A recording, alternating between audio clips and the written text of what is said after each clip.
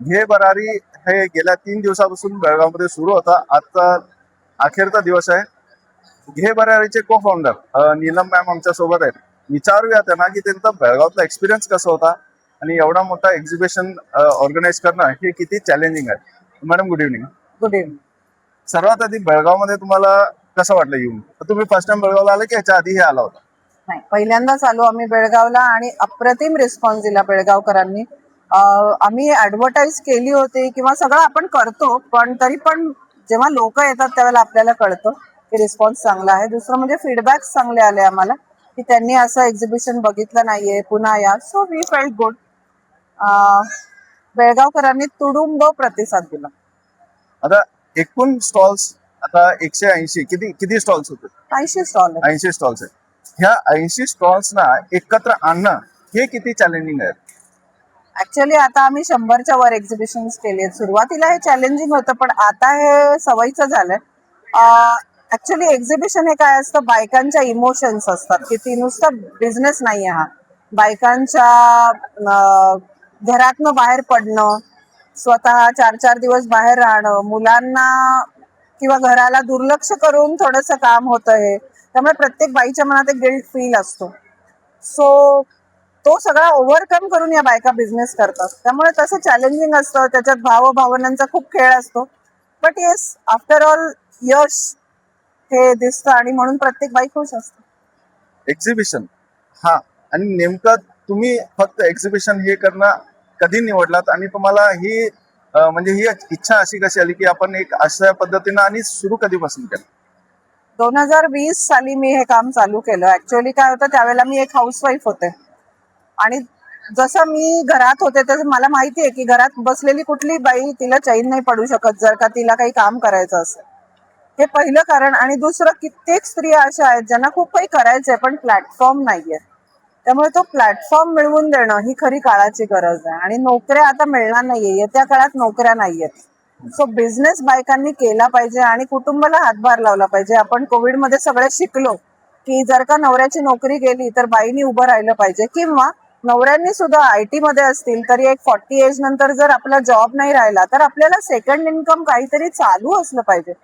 हा आपल्याला थॉट त्यावेळेला कळला. सो मला वाटतं की प्रत्येकाने ह्याच्यावर काम केलं.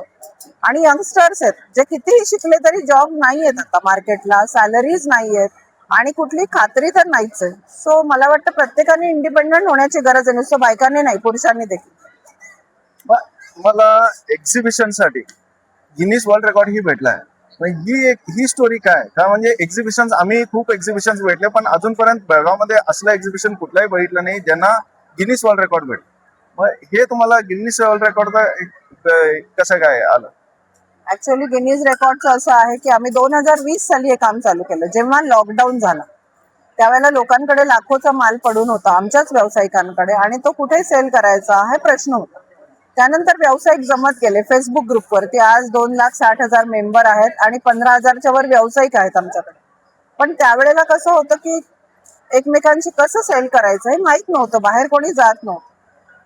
तेव्हा ज्या व्यावसायिकांनी एकत्र येऊन काम केलं त्यांनी एक पर्टिक्युलर पद्धतीने एक सेंटेन्स म्हटलं, एकच सेंटेन्स सगळ्यांनी म्हटलं. त्यामुळे तो एक रेकॉर्ड आम्ही घेतला मुद्दाम सगळ्या व्यावसायिकांच्या यांनी, की जर का भारतामध्ये आपण म्हणतो ना की आपल्या मोदींनी सांगितलंय वोकल फॉर लोकल, सो हाच नारा घेऊन आम्ही काम केलं आणि आज आमचे व्यावसायिक उभे आहेत. मग आता तुमचे येणारे फ्युचर प्लॅन्स काय आहेत आणि इथून तुम्ही तुमचं एक्झिबिशन कुठं नेणार आहात? आम्ही आतापर्यंत 100 एक्झिबिशन केली. पुणे, मुंबई, नाशिक, कोल्हापूर, बँगलोर सगळीकडेच केली आम्ही एक्झिबिशन. सो आता पुढचं एक्झिबिशन आमचं बँगलोरला लाईन्ड अप आहेच. आम्हाला संपूर्ण भारतात एक्झिबिशन करायचं. इतकंच नाही, भारतात बाहेर सुद्धा आमच्या लोकांचा माल जावा अशी आमची इच्छा. गेल्या 3 दिवसापासून तुम्ही बेळगावात आहे. बेळगावचं जेवण कसं होतं? जेवण मस्त. काय काय खाल्लात बेळगाव? बेळगावमध्ये आम्ही समोसा खाल्ला बेळगावचा, आम्हाला खूप आवडला. आणि इडली प्रचंड फेवरेट. इडली सांबार खाल्लं, रसम खाल्लं आणि साऊथ इंडियन थाळी, राईस. फ्युचर मध्ये बेळगावमध्ये परत तुमचं एक्झिबिशन बेळगावकरांना भेटणार आहे? हो, दरवर्षी आता आम्ही जानेवारीत येऊ.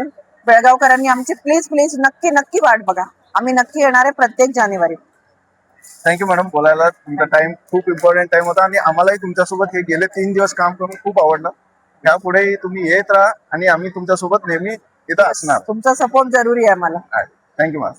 तर हे होते नीलम मॅम. येणाऱ्या पुढच्या वर्षी जानेवारीमध्ये परत हे भरारी बेळगावला येऊन परत एक मोठी झेप घेणार आहे. कारण आतापर्यंत हा जो आहे 105वा एक्झिबिशन होता. ह्याच्या पुढे त्यांचे अजून लाईनअप्स आहेत. मग येणार पुढच्या काळात अजून त्यांना खूप सारे असे अवॉर्ड्स भेटू ही आमची इच्छा आहे आणि त्यांच्यासाठी आम्ही तत्पर नेहमी इथं बेळगावमध्ये राहू. थँक्यू.